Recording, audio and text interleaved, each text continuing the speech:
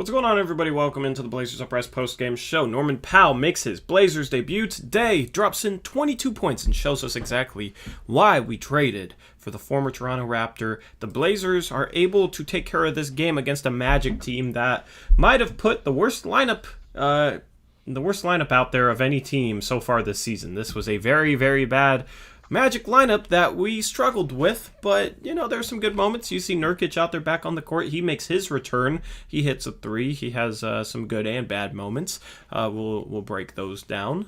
So had a lot of nice things to see. It was nice to see Norman Powell get going. Cool to see him make his Blazer debut. Cool to see Nurkic back. Otherwise, it definitely wasn't a well-played game. The Magic played hard, as could be expected. It's a bunch of guys that are fringe NBA players, but this game is going to be hard to take anything away from positive or negative, I guess. They're without Dame. You got Norman Powell making his debut. You got Nurkic making his return. Just seemed like a team that was kind of all out of sorts all game long. So hopefully that's not something that should continue. Obviously, they will have a more talented lineup out there on the court when they get Dame back. But at that point, then I feel like we can kind of start getting a feel for what to expect for the rest of the season. Hopefully it's better than what we've seen so far, at least on the defensive end. So nice to hold a team to 105, even though it's a pretty bad team, Eric. It's nice to hold a team to that number. It seems extremely low.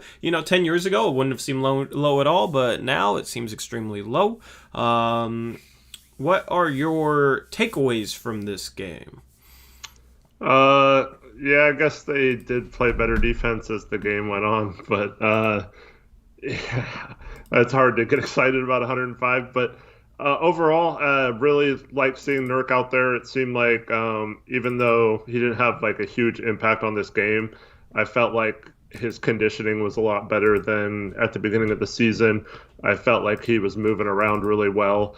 Like one of the first defensive possessions, he trapped, and Derek Jones got a steal out of it.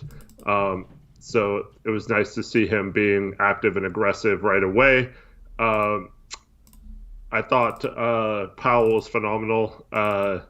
He's going to be great on this team. I'm not going to hold back. I think he, despite playing the same position or a similar style to Dame and CJ, I think he is going to really transform this team from a team that kind of has a lack of grit at times to someone who gets in people's faces and gets physical and can draw fouls and things that we don't really have a lot of on either side of the ball right now. So I really like that.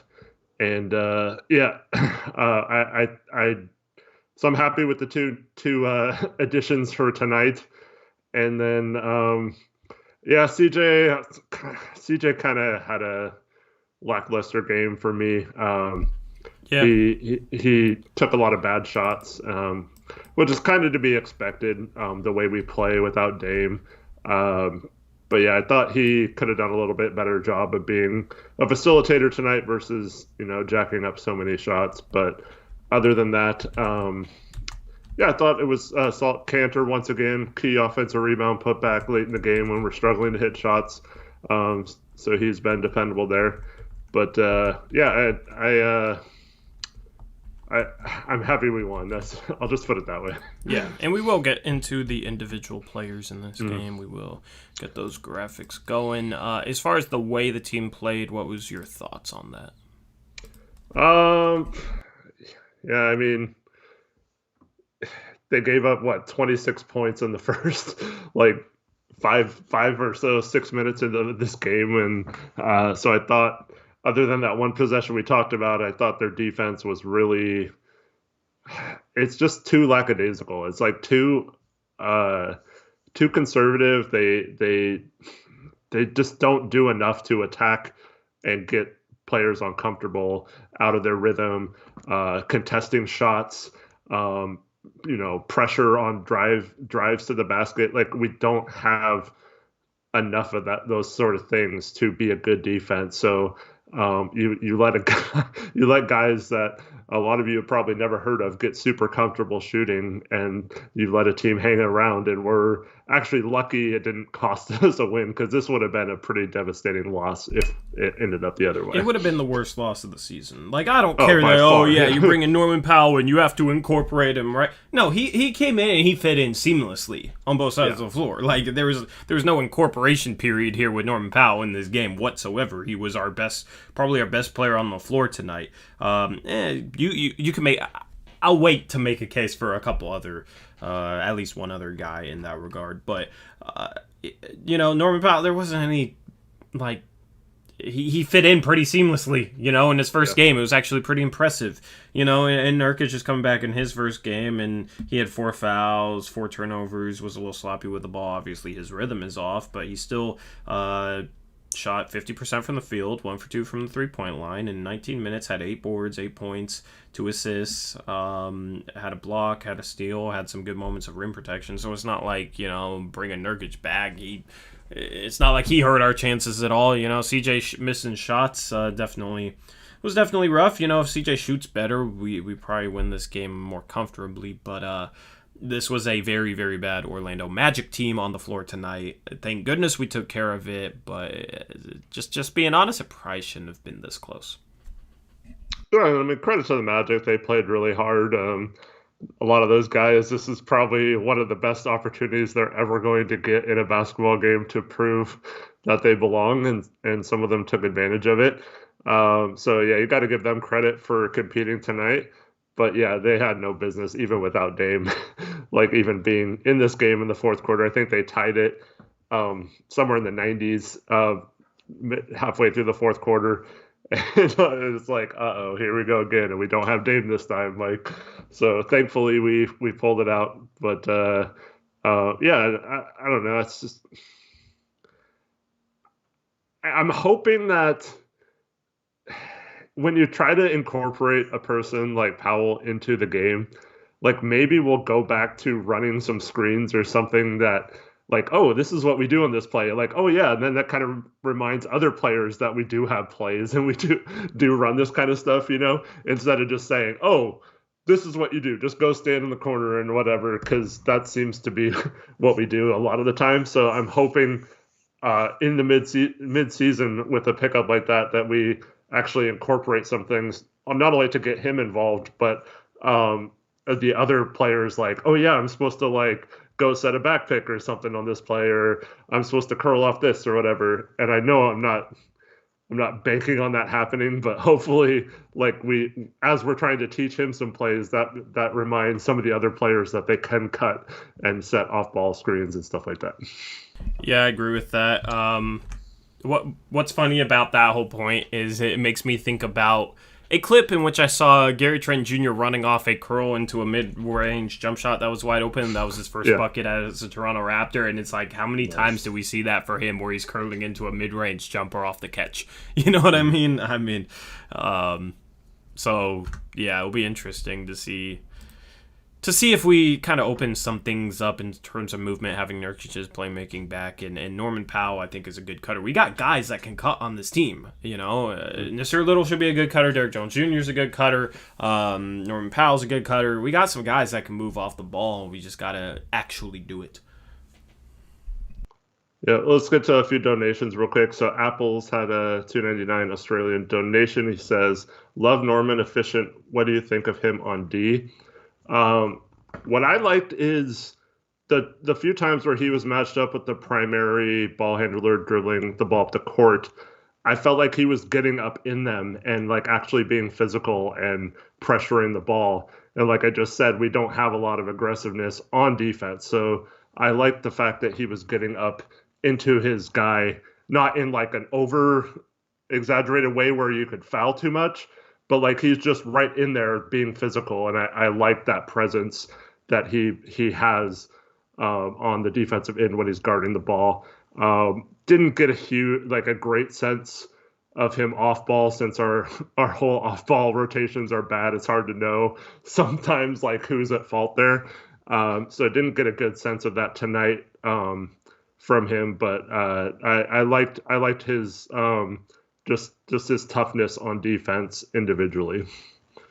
Yeah, I agree with that, and that's kind of what I've been missing from Gary Trent Jr. so far this season. Yeah. Gary Trent Jr. did a lot of that in the bubble, but he got away from that this year. I don't know why, but he got away from it, and it was disappointing to see. He wasn't really getting into his guy like he was in the bubble, because he was making guys really uncomfortable in the bubble. So that's why I was more comfortable with trading him, especially for a guy like Norman Powell, who that's what he does. We'll see if Norman Powell... Here's the thing. If Norman Powell comes here and, he's doing that game one, right? He's been taught to do that in Toronto. If he stops doing that, that is 1,000% an indictment on our culture or the coaching staff or something here. Because there's no reason why somebody... Because that's how he's played in Toronto. He gets into it defensively. There's no reason why him being here should change that if we are well coached defensively. You know what I mean? But I wouldn't be surprised to see that happen, because it seems like, I don't know, it seems like guys, we just don't have a defensive culture here. It doesn't seem to be really drilled into guys. I don't know. Well, honestly, I mean, game one, we saw Whiteside do a lot of good things, and then we didn't see it again last year. And then we trade for Ariza, and he's... the first few games he's aggressive like Powell was tonight on defense, and then as the games went on, he kind of fell into some bad habits like the rest of the team did. So yeah, I really hope, because I want to believe that a guy like Powell who plays that way is going to play that way no matter what. So hopefully he doesn't stop playing that way. I mean, like if we're in foul trouble or like the other teams in the bonus, I guess you don't want to be too aggressive, but overall, I hope he keeps that. I completely agree with you, and I hope that people see that if this kind of situation happens, and then you look at the other end of it, where if you watch Toronto and you see Gary Trent get back to doing that, that's also an indictment in my mind. So, I mean, I hope that isn't the case, and we're not sitting here seeing like Gary Trent flourish and be Norman Powell in Toronto, and then Norman Powell come in and be Gary Trent here in Portland. So hopefully the roles don't get reversed there too much. But yeah, that is an indictment, I think, if you see Powell struggling to get open looks or not playing a certain way on defense. I completely agree with that.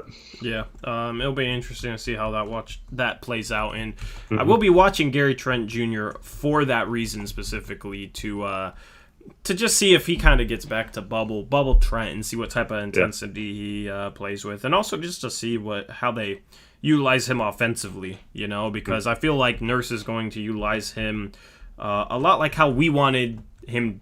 We want him and other players here to be utilized, A lot of it was just catch and shoot and then isolation with him, catch and shoot off somebody just driving and kicking out to the three-point line. They ran him off a curl into a mid-range jumper, first bucket of his Raptor career there. So it'll be interesting to compare these two guys going forward.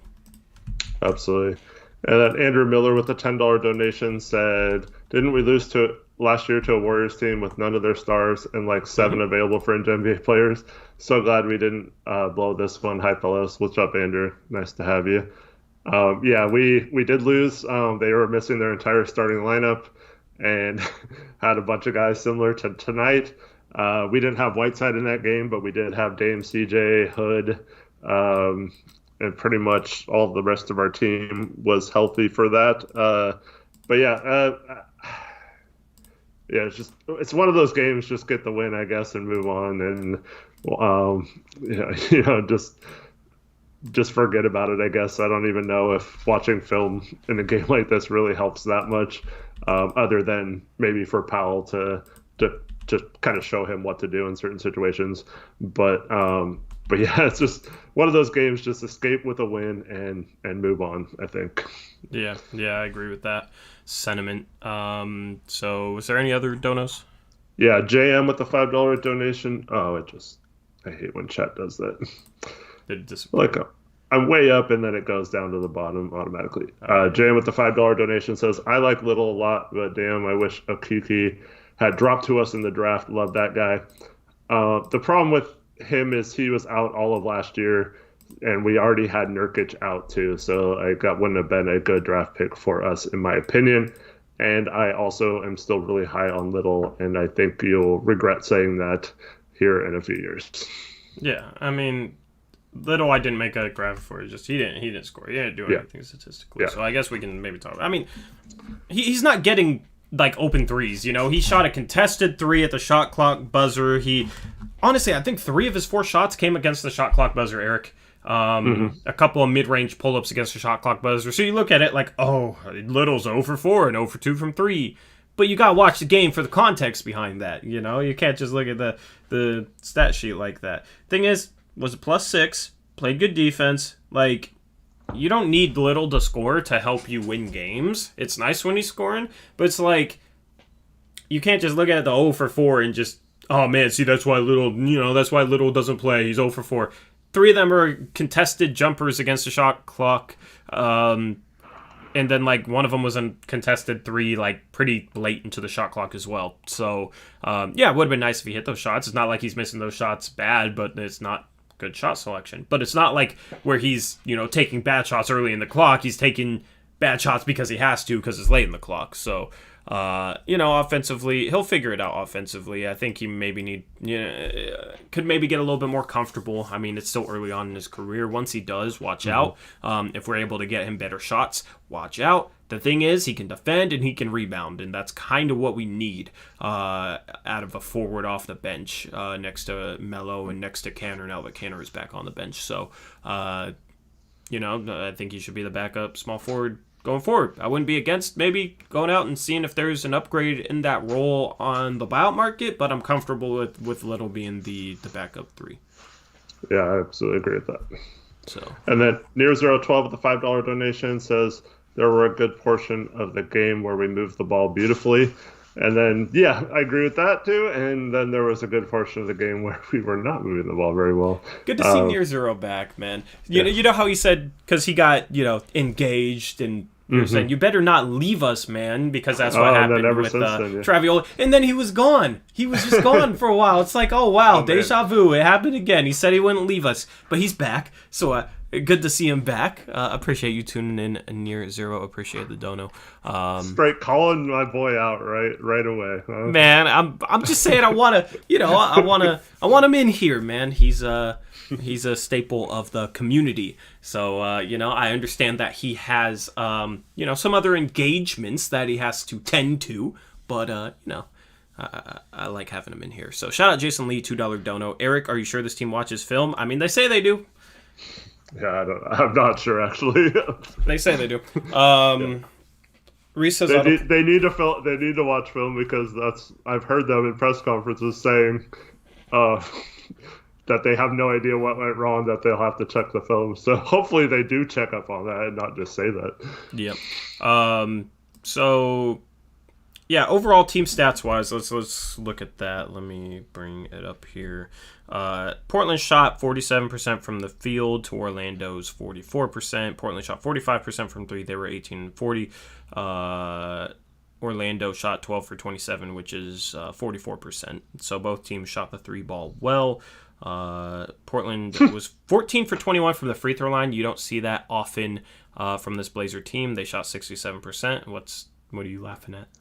When you mentioned their 3-point, it reminded me of Jordan Kent during the game being like, "Oh, last night Miami has been shooting like crap lately, and then all of a sudden they're lights out against us, and now tonight we're playing Orlando with like out any good players, and they're just making every 3. I don't understand it. Like really, you don't understand it. What's the common denominator there, yeah. Jordan? Like our defense is the cure for any but poor shooting team. Like just play us, and you will get open 3s. And we weren't even guarding Bomba, and he went like, 1 for 5 from 3 or something like that, including an air ball. Let me see here. He was 1 for 6 from 3. 1 for 6, yeah. And Cantor was literally standing under the basket, just daring him to shoot 3s. Mm-hmm. So we got kind of lucky there, but it was like, I don't know, our defense is so bad at contesting shots. Shout out Austin Weck, $5 dono. Powell is going to push the pace, hopefully get the ball out of Melo's hands. I want us to run more in transition, and Powell is a good transition player. I would like to see that. Appreciate the dono, Austin. Other team stats, we out-rebounded them 46-40. We had 10 offensive rebounds. They had 11. Assist-wise, we had 21 assists to their 29. We set a season high in blocks with 9.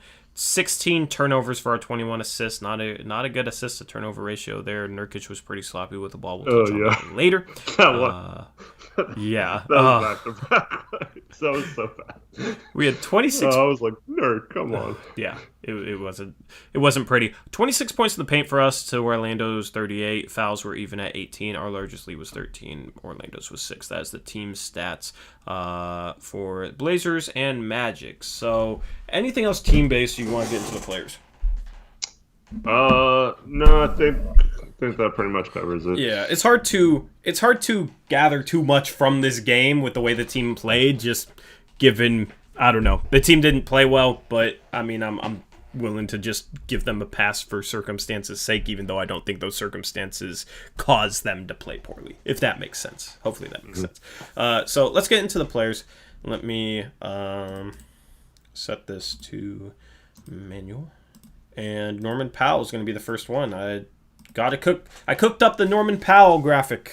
There you go. 22 points, 2 rebounds, 2 steals, 7 for 13 from the field, 5 for 7 from the 3-point line.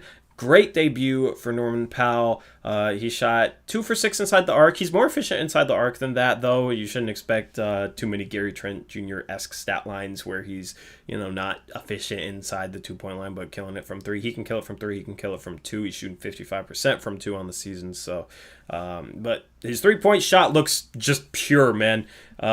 He had a lot of 3-point looks where he's just hitting nothing but the bottom of the net. Yeah, I don't know. I feel like I'm going to have more confidence in his 3-point shot than Trent's. I mean, he's shooting better than Trent's on the season. Hopefully he can be more consistent than Trent was, because Trent would have a great game, and then Trent would have a game where he struggles. It feels like Trent was a little inconsistent. So hopefully he can provide that hopefully he can provide that consistency. Overall, just a great debut. Couldn't ask for anything more with him in his first game in a Blazer uni. Yeah, he's money from the corners. So I actually, this is the thing. So we talk about how we don't want a guy like Aaron Gordon or Evan Turner camped in the corners, right? Or even Derek Jones. We don't want those guys camped in the 3. Norman Powell's the guy you do want camped in the 3 in the corners, because that guy is automatic from those spots. And you saw it tonight. He shoots them with confidence. He's got a quick release too. He can get a shot off the dribble, like we saw tonight, off a dribble handoff. I kind of wish we got him a little more shots. 13 shots when you're that efficient, it's not enough. So I thought that was kind of that was unsatisfying for me to watch him not get the ball much in the second half. But other than that, just a great debut, and I think this guy is going to be great. And the other thing is, too, like, say they run him off the corners, that guy can put the ball on the floor and get to the rim. So I have no doubt that this guy is going to be a good fit, especially once we have our full complement of players. But Reese is already talking about signing, trading him this offseason. And let me just so Reese, I'm going to call you Scoop B right now. Reese is Scoop B for the rest of the night, because he's on here spreading misinformation about how the Pacers are going to go after him hard in the offseason and sign him to a big contract, when the Pacers do not even have any cap space this summer. So it's not even possible. And so, like, if they want to sign and trade someone to us, that's probably good for us. But it's they don't have the cap space to just outright sign Powell to like a $20 million contract. So that's not a team to be worried about in that sweepstakes this summer. Scoop B Cooley, man. Gotta hold Reese to that high standard. Hold Reese to a high standard. For his own sake. for his own sake, because we don't want him to turn into Scoop B. We want him to turn into to Woj, the next Woj. Exactly. Yep. That's the plan. That's the developmental plan for Reese Cooley. But he is Scoop B tonight. That is facts. I mean, yeah, Reese said Norman Powell was overrated, man. I've been saying he's underrated. I wonder how long it's gonna take for Reese to say, you know what, you're right, he was underrated. Gotta give my guy Norman some more credit, man. Dude, I've been saying it for years. That he's underrated, and Blazer fans will soon realize that. Looking on Twitter, it seems like Blazers fans are already very happy with. It seems like, on trade deadline day, it was, oh no, we gave up Gary Trent Jr., and today it's like, Norman Powell is awesome. So, I think people will be happy with this trade in the long run. Yeah, I agree. Reese said multiple times he was wrong on him. Good on Reese for admitting that. Oh, yeah. Let me just say, Reese did say he is going to not criticize and give him a fair chance and evaluate it based on what he sees. Better than most people. Yeah, so I agree with that. Yeah, but should have never disagreed with me in the first place. Maybe you'll learn your lesson. Anyway, that's Norman Powell's stat line for today. Near Zero, another $5 dono. He says, "Can I just say this is Neil Olshey saying, okay, Stotts, you like parking guys in the corner. Here's a guy who can shoot from the corner." Yeah, also a guy that can defend. But the thing is like, Norman Powell's a good cutter and good finisher as well, though. Like, I don't want him just sitting in the corner. Right. We can use him moving, as a cutter, moving off the ball. Especially, if he's in lineups next to Nurkic. You got Nurkic's passing ability out there. I like him shooting those corner threes. He's very efficient at them. I also like him as a cutter. So it's basically a guy that if Sauce doesn't utilize him as a cutter, he'll still be fine because he's a good enough corner 3-point shooter that he'll still be a very effective player. But I would like to see Stotts do a better job of utilizing some of the. We got good cutters on this team. Nas, Derek Jones Jr., Powell. I think Anthony could be a good cutter. He just struggles finishing. He struggles getting to the rim off the dribble against set defense, and then he struggles finishing if he's in traffic. So if he's like on the move, catching the ball on the move, going towards the rim, I feel like he'd have a lot better success finishing around there. I mean, I would like to see that. Norman Powell is a better cutter and better finisher than Gary Trent Jr. Basically, he's just honestly, at this point, he's just better in every way than Gary Trent Jr. I kind of said that yesterday. I still stand by it. Yeah, I'm with you on that one. As much as I still believe in Trent as his potential to possibly be at this level, if we're talking just right now and going all in for this season, and it's not like Powell's like 32 or something. He can still be good for 5 more years. So if we're able to re-sign him in the offseason, I think this was a really good trade. Yep. Shout out Alvaro's $2 dono. But wait, Torrey Stotts still needs a better roster. That'll probably be the debate when we start facing some tough teams. We'll face some tough teams. It'll be interesting to see how that plays out. Because, I mean, we have the talent to beat anybody in the league at this point. It'll be interesting to see if we do. And if we don't, the argument will likely be we don't have the talent to beat these teams, which I disagree with. I vehemently disagree with, man. We'll get into some of the other players. I love this roster. This is my favorite roster I've ever really seen as a Blazer fan, to be quite honest with you. There's some things that can improve, but the makeup of this roster is legit.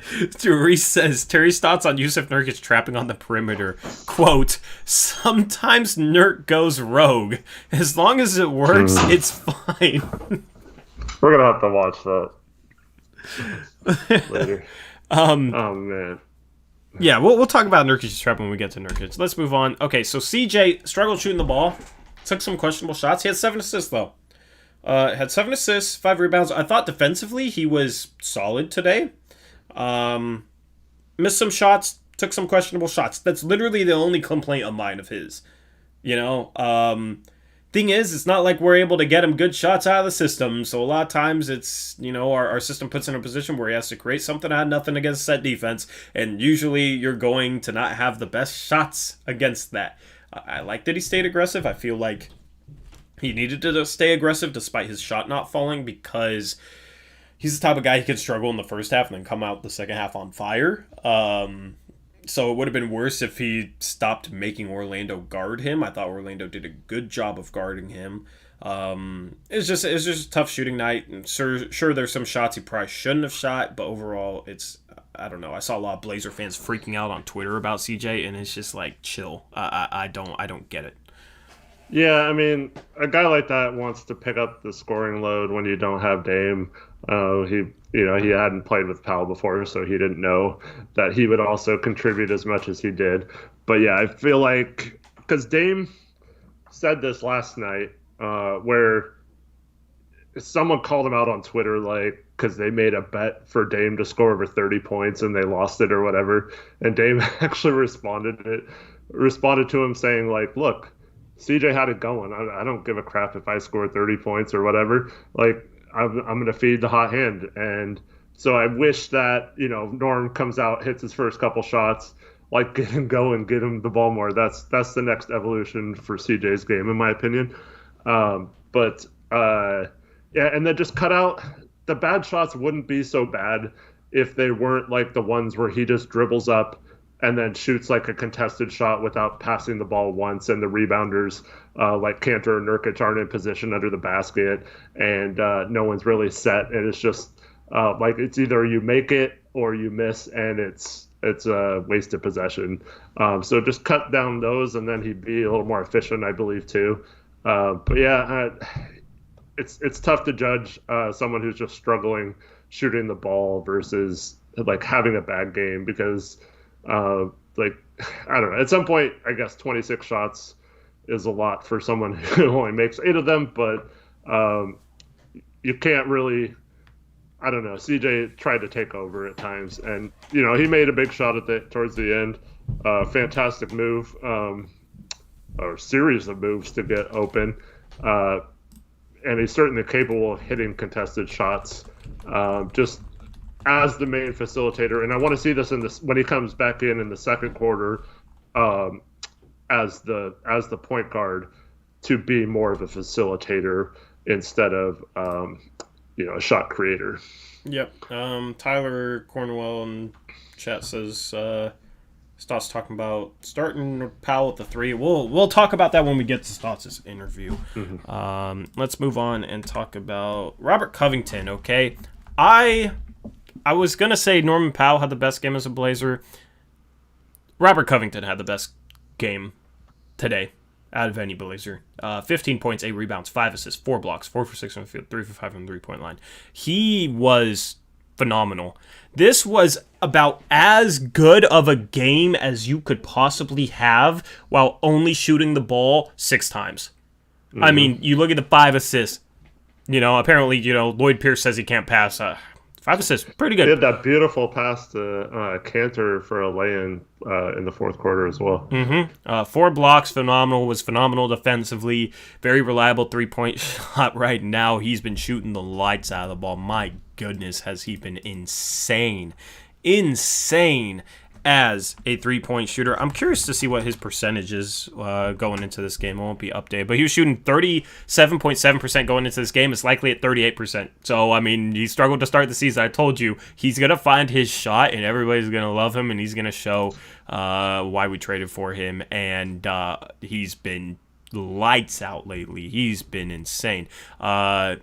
He had the best game just because he had a positive impact in every single area tonight. Defensively, passing the ball, getting guys shots, making the right pass. It's not like he's creating them off the dribble like a CJ might be, but he's making the right pass, and guys are making shots off it, rebounding the ball, and then efficiently scoring. You got 15 points on 6 shots.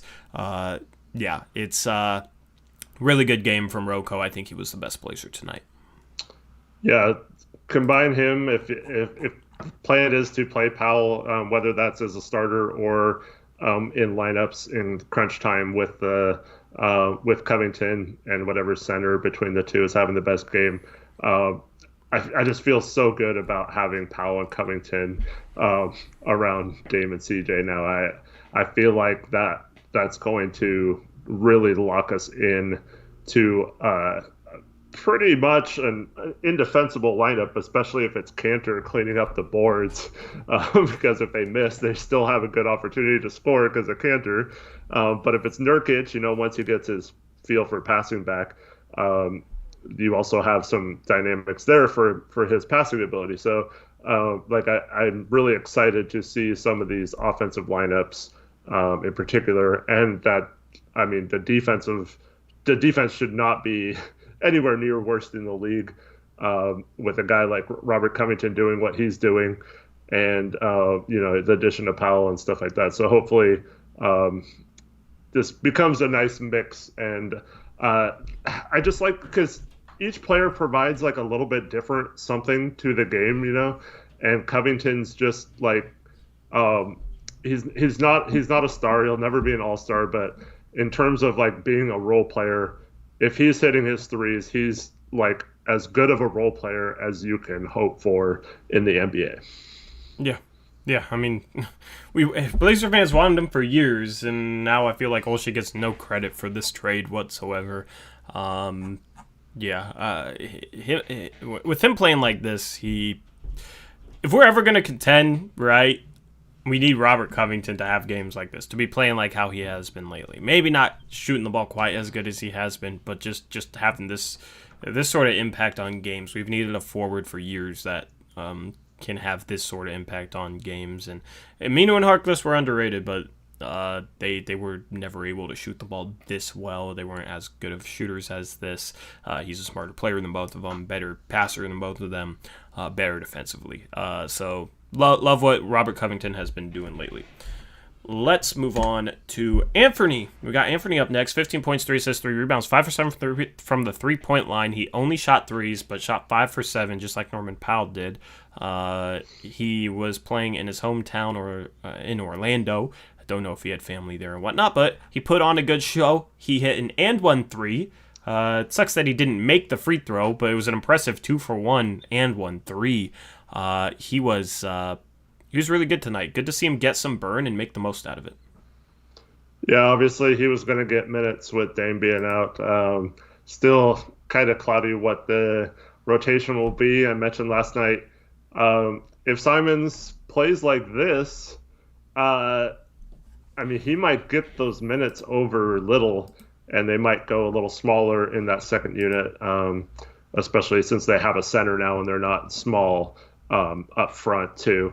It's if Anthony can consistently, obviously you're not going to go 5 for 7 every game, but if he can consistently contribute like he did tonight, I feel like he might eventually win that job as like the 9th rotation guy over Nasir Little. Hoping they both play so well that you can't take either of them out. And Little is obviously miles ahead of him on the defensive end, and Simons is probably a little better than him right now I don't know if I said offense or defense. Little is better on the defensive end right now. Simons is probably better on the offensive end, at least the way we use those guys. So if Ant can come through and provide some of that shooting that we're missing with Trent, in addition to having Powell covering, Trent's position, that's a lot of shooting and a lot of possibilities. So hopefully we find ways to get these shooters open. But a really good game. Nice to see Anthony play well tonight. Yep. Next one, Ennis. 15 points, 15 rebounds, 2 steals, 2 blocks, 7 for 10 from the field. Good stat line. I feel like he struggled a bit. He struggled catching the ball there in the third quarter. He could not catch the ball. And then during the second half, he struggled to control the defensive boards. Actually, honestly, throughout this entire game, he kind of struggled to control the defensive boards. He has 15 rebounds, but I felt like there was multiple times when he was in the game where they're getting offensive rebounds where he's struggling to keep them off the glass, where it was like plays where it was actually his fault. Because a lot of times, it's guards on the perimeter not boxing out or whatnot. This game, I know there's a few different possessions where it was like him getting out of position or missing a box out or not going strong to the ball to get it. Overall, great double-double off the bench, 15 points, 15 rebounds. Also had some defensive plays, 2 steals, 2 blocks. Was efficient. So solid game from him. I'm probably just nitpicking, but it was a mixed bag for me. Well, too, he didn't get credit for, I think there was at least 3 rebounds that he was fighting for and got knocked out of bounds and saved a possession for us as well. But this guy just continues to kill the offensive rebounds. And in a game where it was weird because there was a point in the game where he was a monster. It was the second half, and Orlando had shot like 70 field goal attempts, and we had only shot 57. And it's like, how was that even possible with how many offensive boards we had gotten? And obviously the turnovers factor into that. But like, this guy is just the ultimate cleaner right now. And I just love the way his mindset of accepting of Nurk coming back and taking his starting job back. I like that he comes back and he's willing to sacrifice his role for the good of the team, maybe some minutes. Obviously, if he plays well, he's going to get minutes regardless of whether Nurkic is back or not. And I think playing them kind of like they did tonight, I kind of want them to do it even when Nurk's off the minute restriction.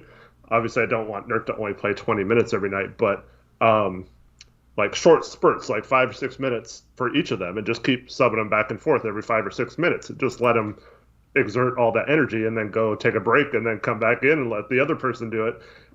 So yeah, I kind of like playing them in short spurts. I don't know why, like tonight with CJ too, like last night he was talking about how he's still at like 90% conditioning, but like he gets tired throughout the games. It's like, why are we playing him 12-minute stretches like twice in this game? Like, give him short spurts too, and like let him not get dead tired, and that probably contributed to a lot of his misses as well. But it's I just see a lot of people commenting about Giles in the chat, and yeah, unfortunately with our 2 setters back, Giles is just not going to get any minutes, and that's exactly why we're not going to sign someone like LaMarcus Aldridge, or why he didn't consider us in his free agency, because there's just no minutes for those guys right now.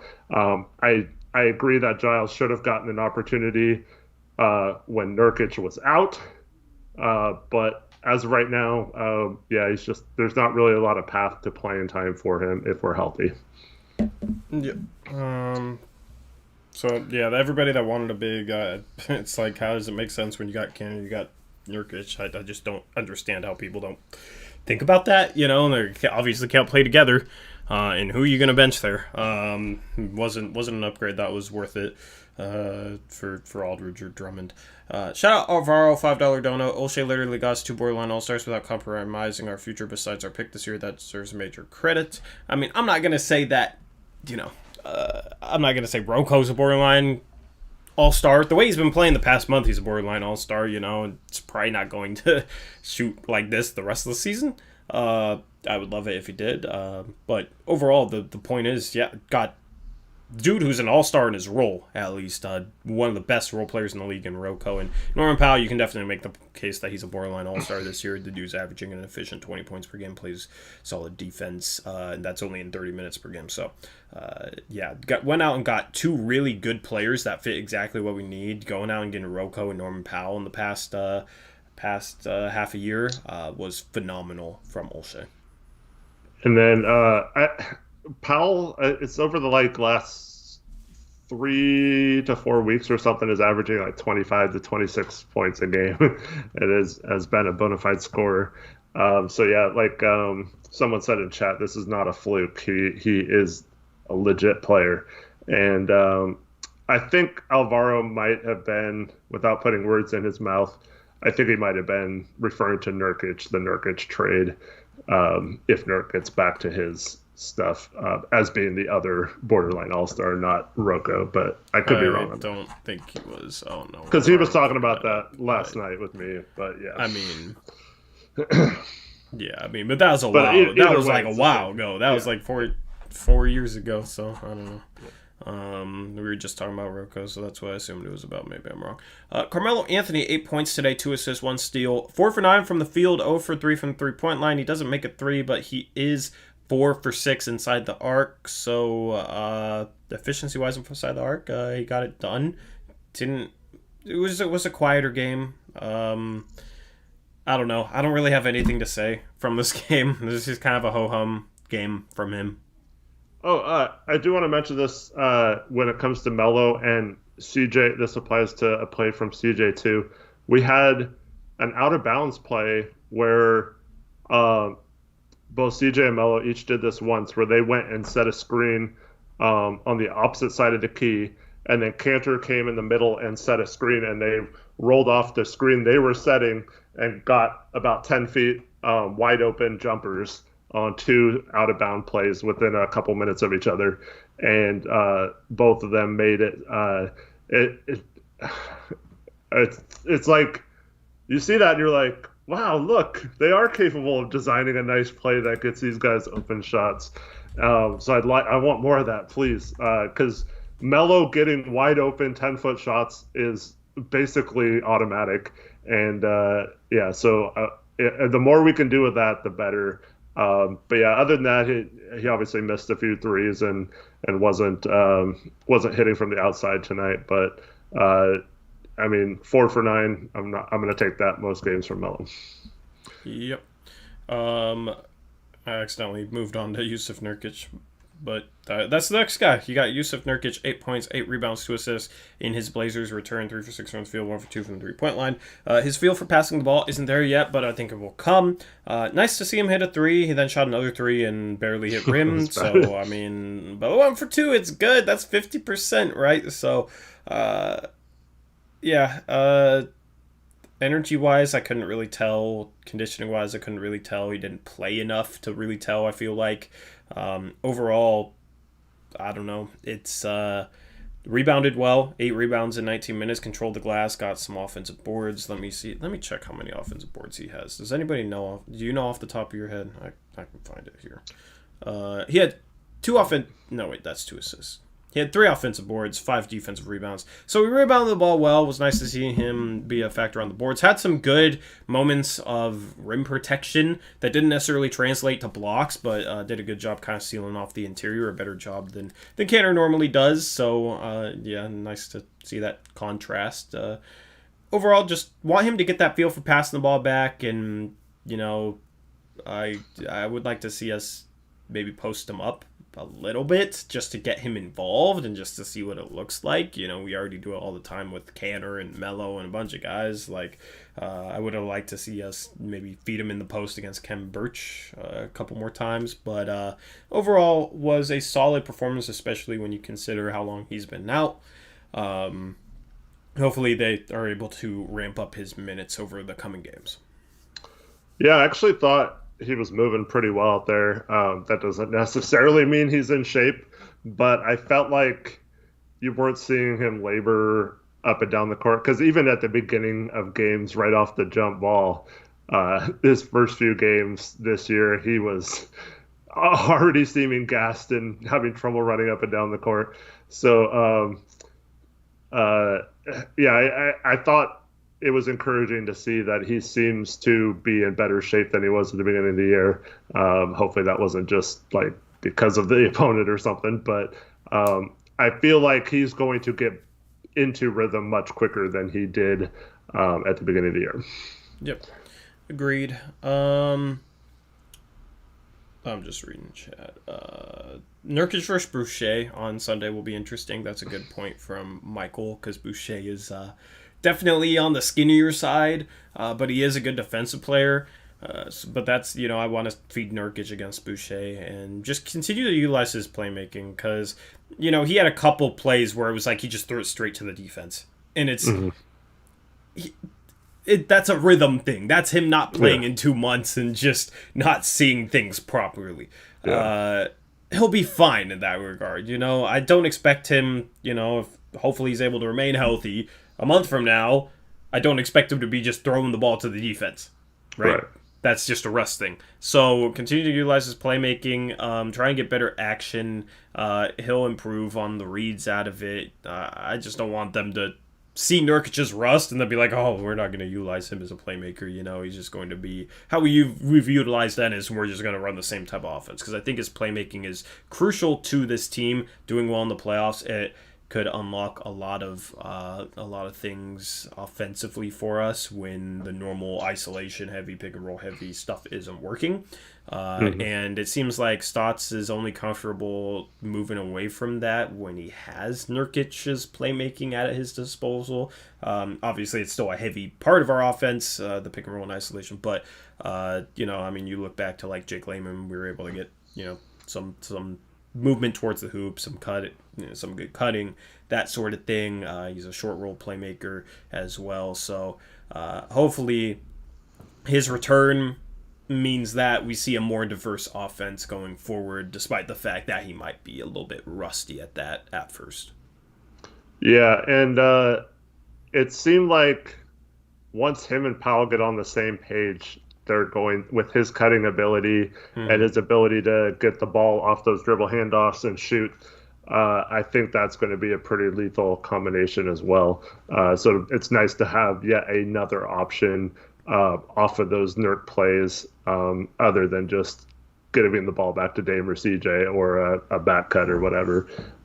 But Powell actually said, according to Trevin, that Nurkic reminds him a lot of playing with Gasol, who was a great passer as well. So that's a really good compliment for Nurk, and hopefully he can live up to that as he gets healthy this year.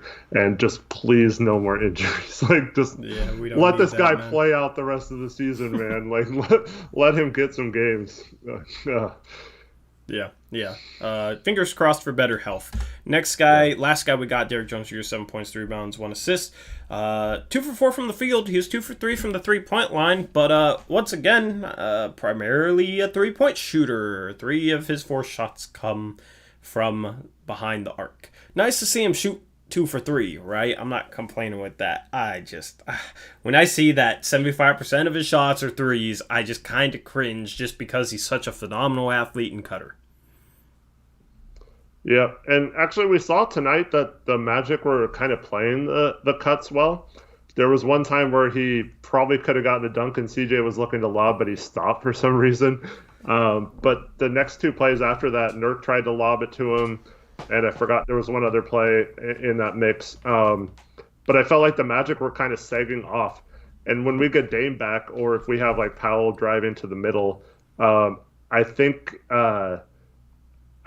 having that, if the defense is worried about him cutting, that does nothing but keep them home and gives our penetrators a little more space to get to the rim.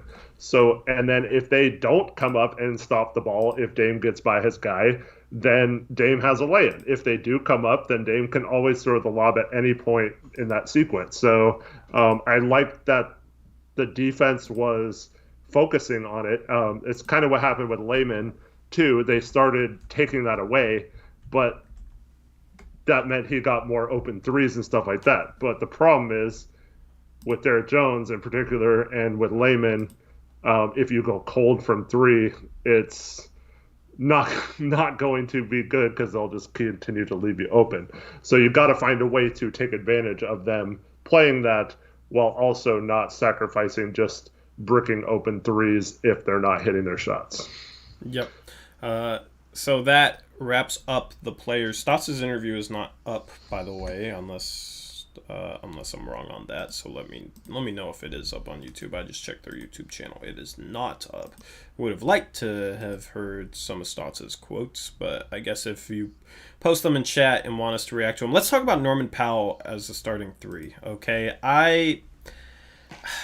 here's the thing with him. He plays better, apparently, much better as a starter than as a bench player. That's what Raptors fans were saying. He also plays much better when it's like kind of his team and he doesn't have to defer to people. So the thing is, like, if he's on the bench, would probably have to defer a little bit less than if he's in the starting lineup, but apparently he plays better as a starter. I don't want to start him. Okay? He's good. He's more than good enough to start. And he's better than Derrick Jones Jr. He's definitely better than Derrick Jones Jr. But I would rather have him as our backup guard. I think his scoring off the bench is needed. You can play him some next to Damon CJ as well. He can play 32 minutes a game off the bench, with 24 of those minutes coming behind Dame and CJ at the guard spot, and then 8 minutes coming at small forward. If he's having a good game, maybe he comes in 6 minutes into the second half, and then, say he normally plays 12 minutes straight and then he comes out, maybe he comes out for a minute and then you sub him back in and he plays the final 5 or something like that. Because he's definitely good enough where, if he's having a good game, I want to see him getting 34 or 35 minutes. But the thing with starting him is he's more undersized than Derrick Jones Jr. And I don't really want to go smaller at the 3, so to say, Eric. Do you agree with that? Do you want to go smaller? Obviously, it's better offensively, but I feel like that's not going to be a good move for us defensively. And then Derrick Jones Jr.'s cutting ability and the lob target ability next to Nurkic, I want that to remain next to Nurkic. So I don't want to start Powell with the 3 over Derrick Jones Jr. Yeah, the only thing I'll say to that is if you're playing everyone in shorter spurts and not making them play a long time, you could have Jones, Melo, and Little all come in at the 5 or 6 minute mark like they have been doing and take out Rocco, CJ, and Powell all together, and then bring him back with the second unit like you do with CJ anyway. Who's playing the 2 then if you take out both Powell and CJ at the same time? I don't know.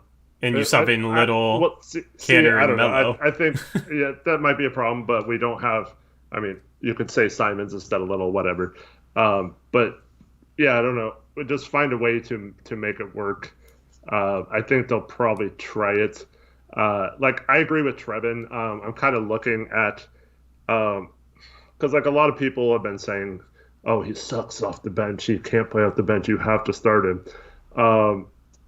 But I'm looking at a lot of his game logs, and I mean, he had some big games off the bench, but it seems like it's more like the games where he struggled off the bench, he's getting 17, 16, 19, 18 minutes. Whereas the games he did fine off the bench, he's getting, 34, 26, 26, 28.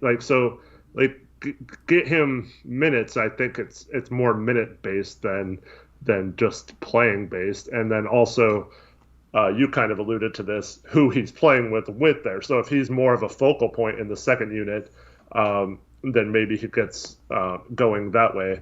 But I kind of like using him and kind of saving Dame and CJ even while they're in the game. Maybe that'll help their defense a little bit, their defensive energy, if they have another guy who can create and score with them in that lineup. But it's also kind of matchup based for me. If we're playing a healthy Lakers team, I don't like Powell guarding either AD or LeBron, which he would have to do in that situation. So I'd probably want Derrick Jones on one of those guys, but against most teams, I think it could work. It's just with how thin we are at guard, like you mentioned, it's hard to come up with good bench lineups doing it that way, I guess. Yeah, I don't like doing matchup based starting lineups just because it's inconsistent with the rules. You know what I mean? I feel like that might be detrimental mentally for a player to start some games and then come off the bench some games. Maybe certain guys are fine. Some guys would probably struggle with that. I feel like it's something okay, yeah, just keep Derrick Jones Jr. in the starting lineup. But if matchup based is a good matchup for Norman Powell playing next to Dame and CJ, maybe 3.5 minutes into the game, sub Norman Powell into the game. Earlier than normal. If it's not a Lakers team, if it's a team that you can play that's a good matchup for Norman Powell. And everybody says he's undersized at 3. Like, he's not as undersized as you think. He has a 8'7" standing reach. So it's just like, with next to Dame and CJ, I would rather have a bigger 3 next to those guys.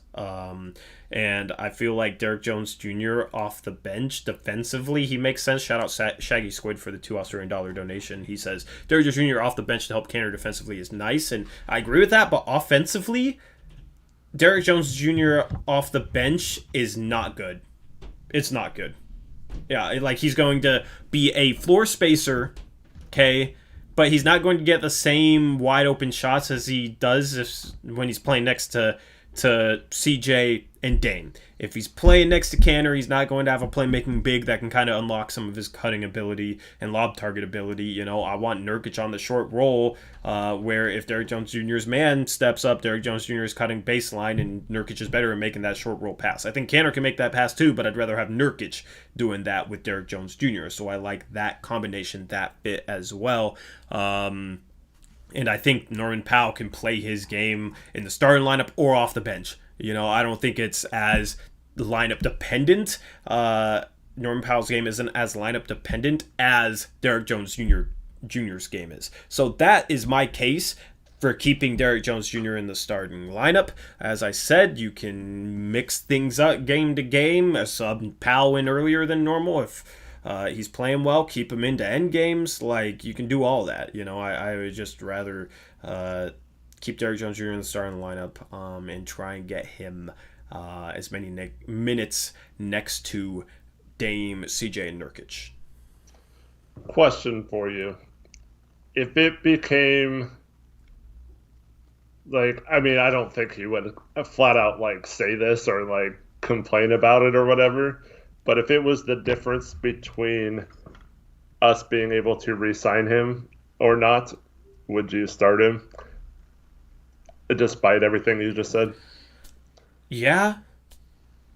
Because, there's reasons to start him, but if you're going to lose a guy that's as good as him for nothing, if you don't start him, it outweighs all the reasons that I could put forth for keeping Derrick Jones Jr. in the starting lineup. See, I don't think he'll like be that like complaining about it, but like they have to at some point prove that it can work with the 3 of them playing together. And I agree, it doesn't necessarily have to be with the starters. It could be at any point in the game. And if he's getting 30 minutes a game, whether he's starting or not, I think it'll be fine.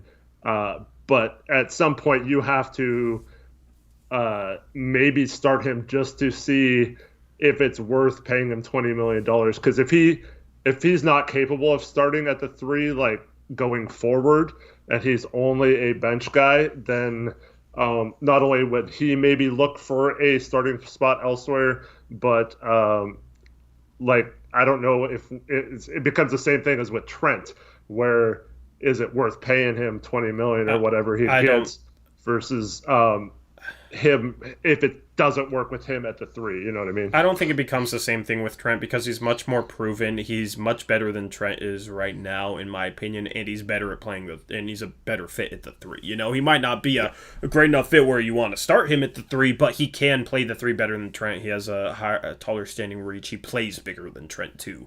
So I don't think it's the same where like you got to start him to know if you want to pay him or anything like that. I think you can pay him to come off the bench. You can commit that money to a third guard because your third guard is a guy that is just very legitimate, would be, if you give him 30 plus minutes a game, could legitimately win 6th man of the year. He's a good defensive third guard, but then he can play the 3 very, very comfortably as well. So, that's where I think the difference is. Yeah, I agree. I just don't know if like a lot of NBA players see it that same way, I'm hoping I'm wrong and that Powell is totally fine, obviously. But I just think,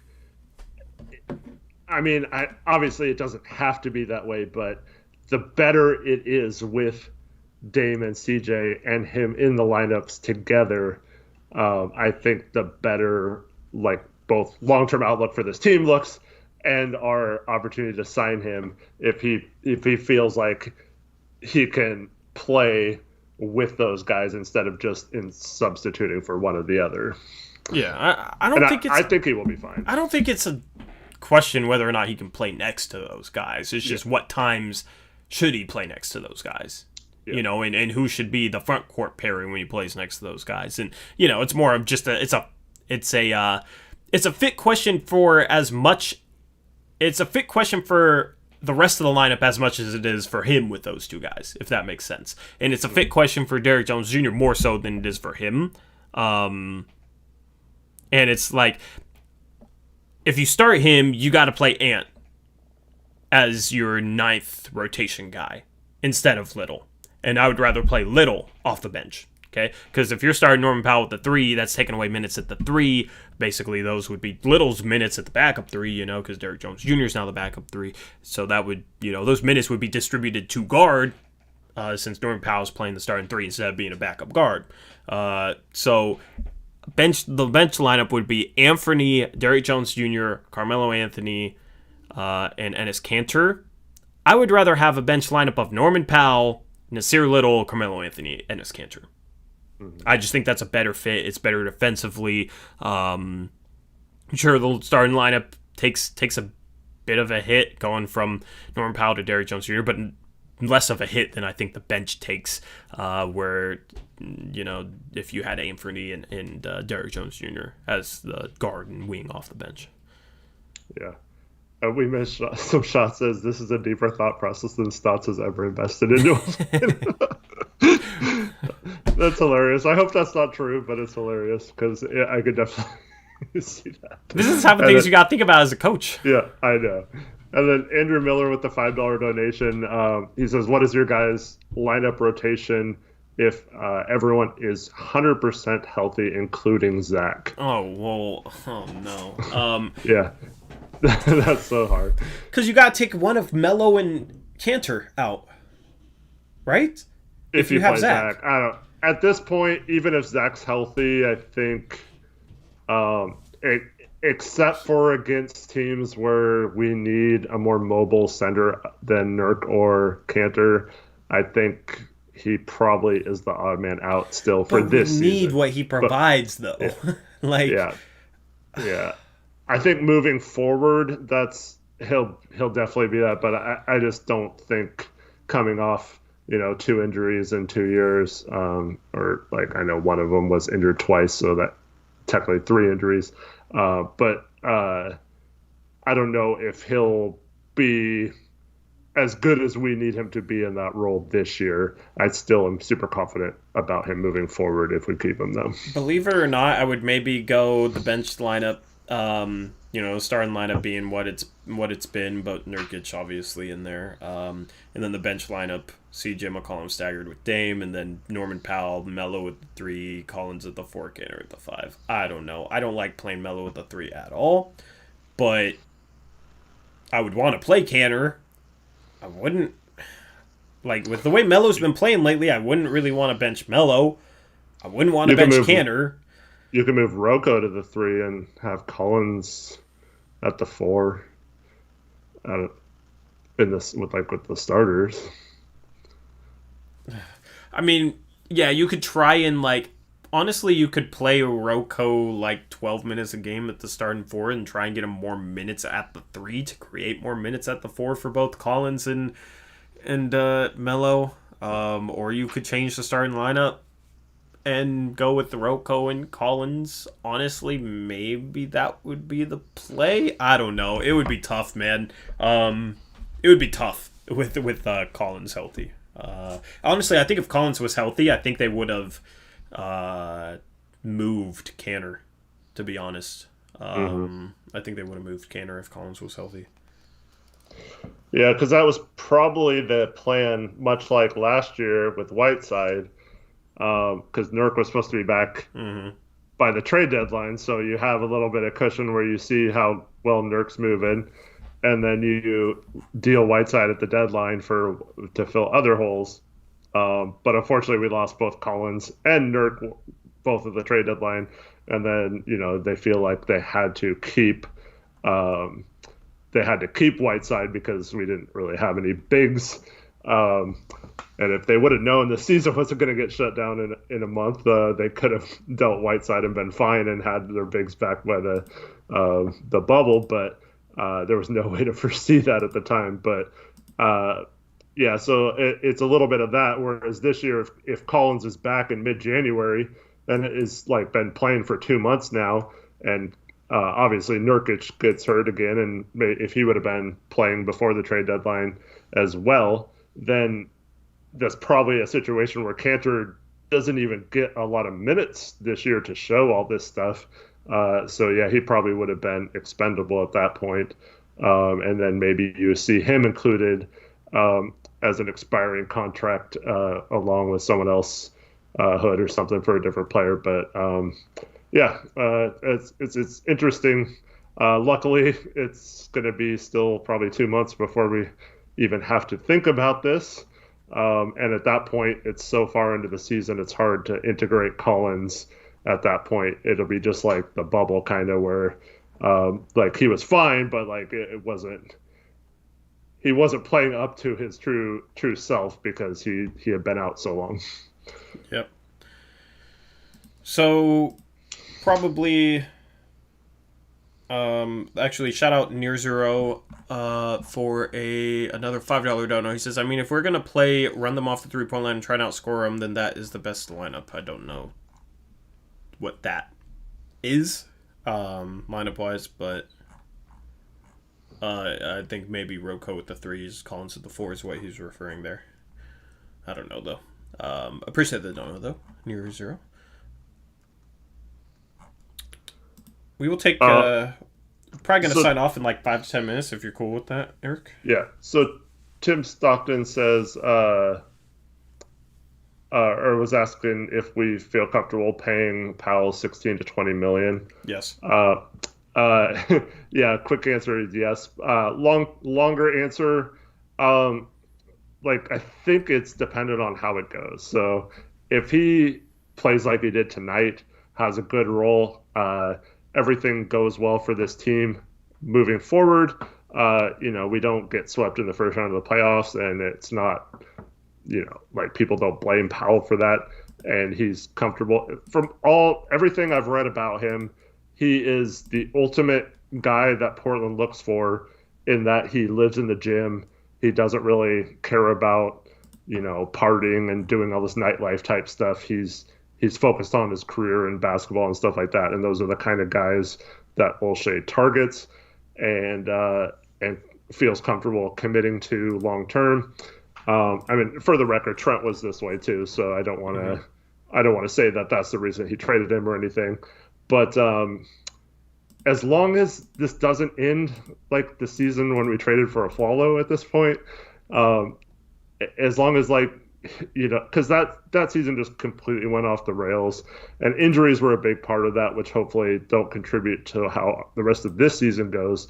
But there was just with Aldridge's flakiness and all that stuff, the team just lost, it wasn't held together, and you could tell that by the end of that season it was too late to do anything about trading anybody, but we're kind of stuck losing all of them.